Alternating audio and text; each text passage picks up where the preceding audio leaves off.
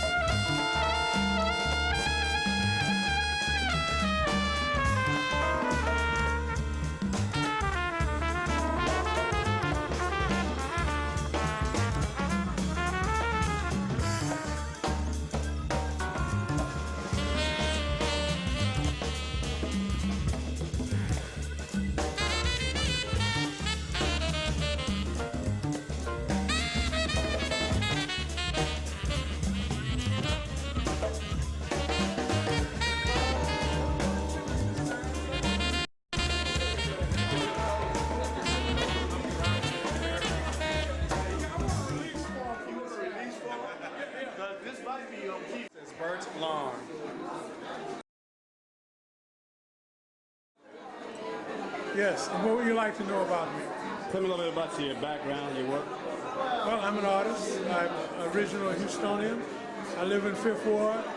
I was involved with a row house along with Wicklow and 6 or 7 other guys from the inception. It's a pleasure to be here in this show.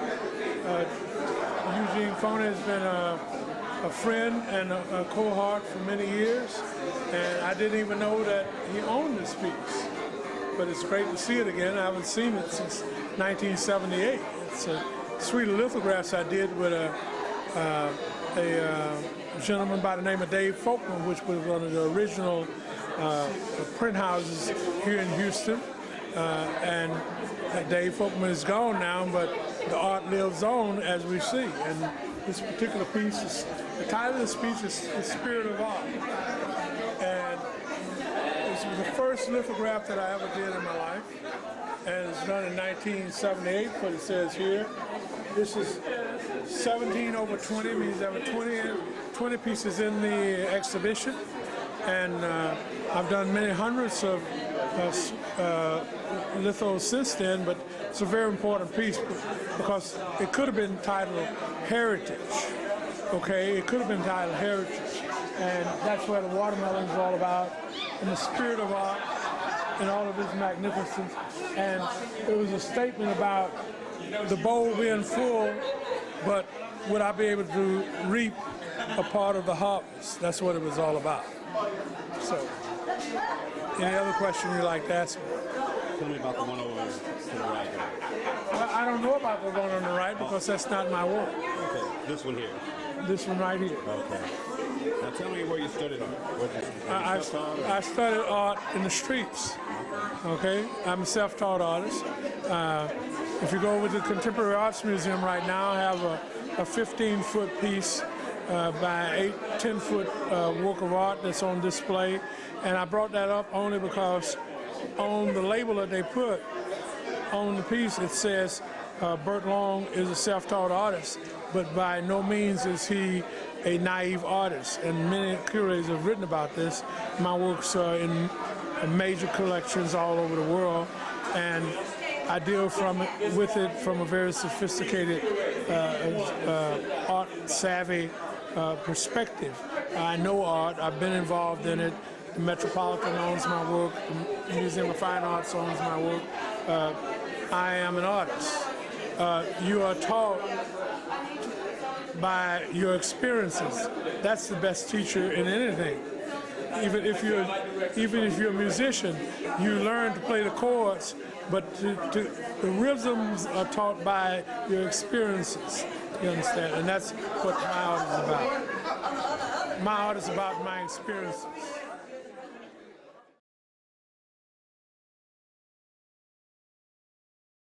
Okay, Marcia, tell us a little bit about your piece. This piece is actually part of a larger series that was dedicated to my father-in-law, Jim Outlaw.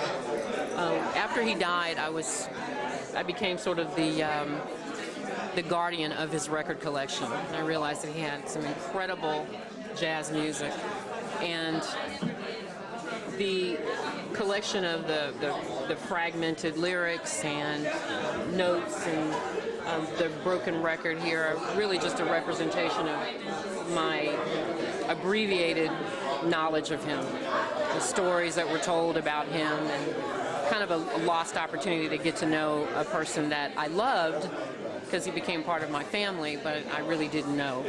And so I learned a lot about him from the objects that he held dear. I studied art at U of H in the early 80s. I left, and it's really, I don't think I was ready for that environment, and I found an environment that would accept me, and that was Michelle Barnes over at the Community Artist Collective when it was in the foyer of the Ensemble Theater. So she said, come hang out with people who are like you. And so I hung out with people like Mac Bedard, and Michelle introduced me to a lot of people, did a lot of ugly work, framing and sweeping and mopping and writing and taking photographs. And I found a group of people that would support each other. And so I hung around with the collective for a very long time, and Tierney Malone and I had, once the collective moved to Elgin and LaBranch, started a series of coffee talks and classes, self-discovery for young children, and just kind of shot off from there. A series of residencies in Austin and Houston with the Museum of Fine Arts, and that's kind of my story. Interesting journey.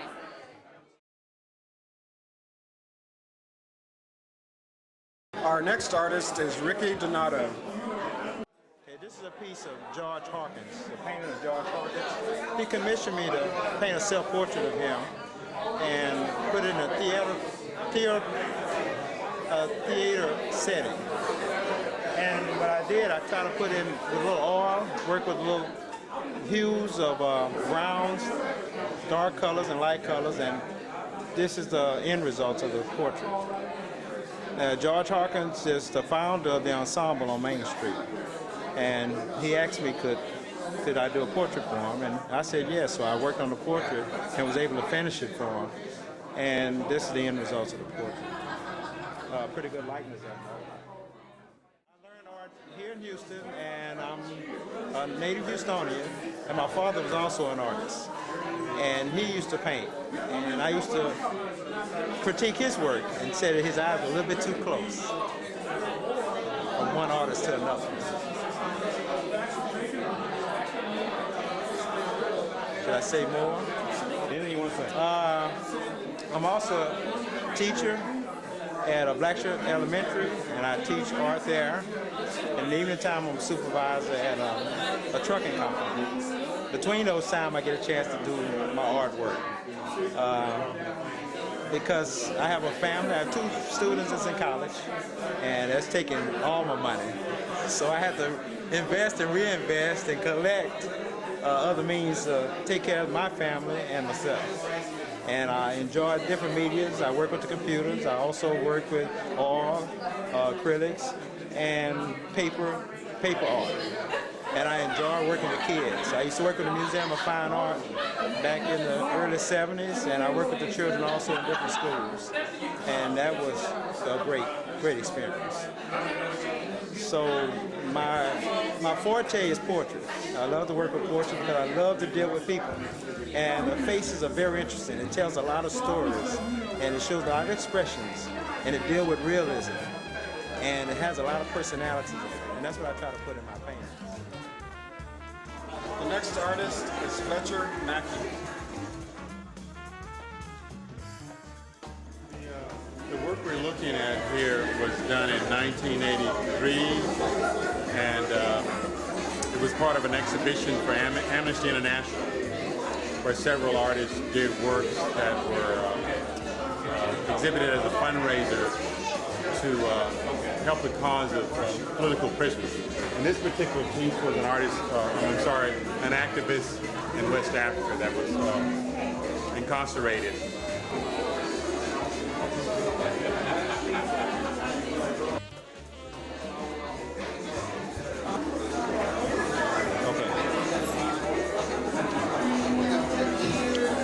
I'm a native Houstonian. I started thinking about doing art when I was 8 years old. Decided that I was going to be one, and haven't changed my mind since. I studied art in high school at Jack Yates High School. I studied at Texas Southern, St. Thomas. Got a graduate degree in Southern California, and I consider myself an artist working in public art, community arts, education, and I work in mixed media. Tell me your name again. Fletcher Mackey. Spell your last name. M-A-C-K-E-Y.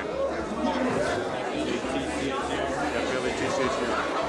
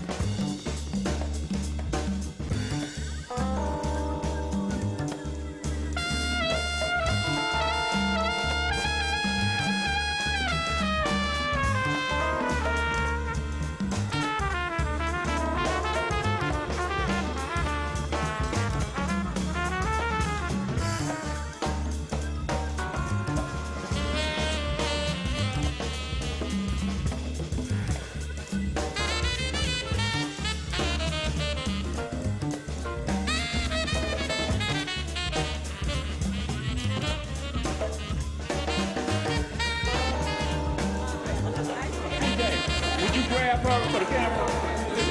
Hey, Tony, can you get a picture of TJ grabbing her for the camera? Grab her.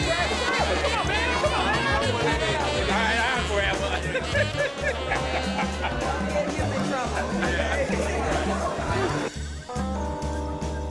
Eugene, tell me what you're doing.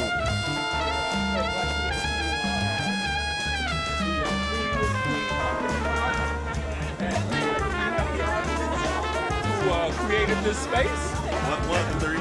One of the three, and perhaps he'll take us in and show us a thing or two.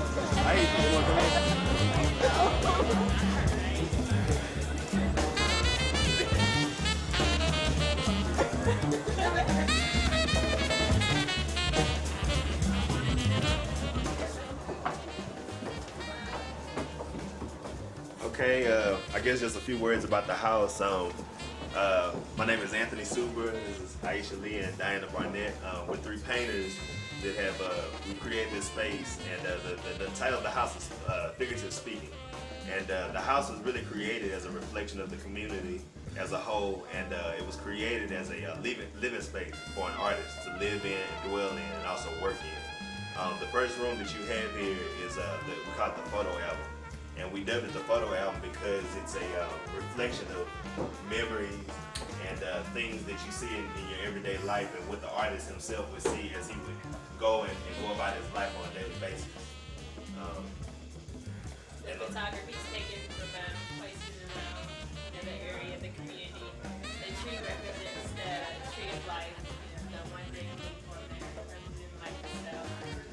It's just different pieces from here. We went in here to strip those walls down. We wanted a very natural feel to the family area. Kind of what we did in here. Yes, we painted the floors and sand the floors. And in the kitchen area, we worked and put like a table and used the door. Yes. So the door was original to the house itself. It was the door that adjoined these two rooms, and we felt like using the door would give this piece a greater connection to the house, and to also saying, passing on the message that this is a part of this house and a part of the artist who would dwell here. And just a word about the brown, like Diana was saying, we painted these walls brown because of the earth tone, and we also want to reflect what was prominent in the space that already existed when we came in, which was a very like an earthy feel. Once you strip down the walls, you have wood, which itself is a natural color. So you want to walk into this room here.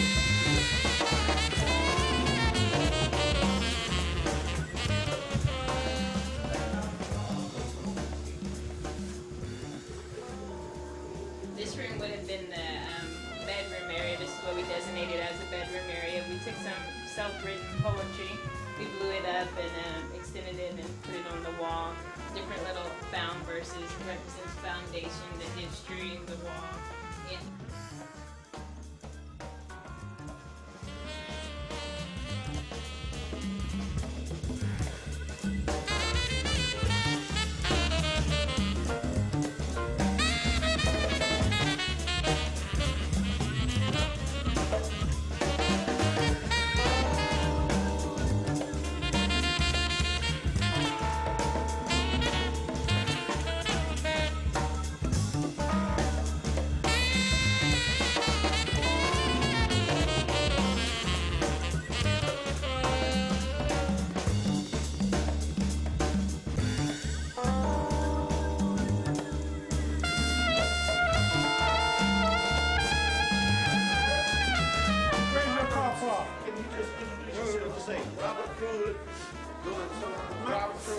My name is Jesse Lott. Bert Long. Ricky Donato. Actually, my name is Bert Long. Jesse Lott. I'm a stand-in. Eugene Foney. There you go. Appreciate it. All right. I had to speak up for Jesse because Jesse wasn't here. He was here. He was here. And So who are you, Jesse? Jesse's always here in spirit. Jesse's here always in spirit. And we all owe him a lot, so we're speaking up. Anastasia's here too. Anastasia is here too. You're right. And James Madison is here. And John Biggers. Where's George Smith tonight? Probably eat some chicken somewhere.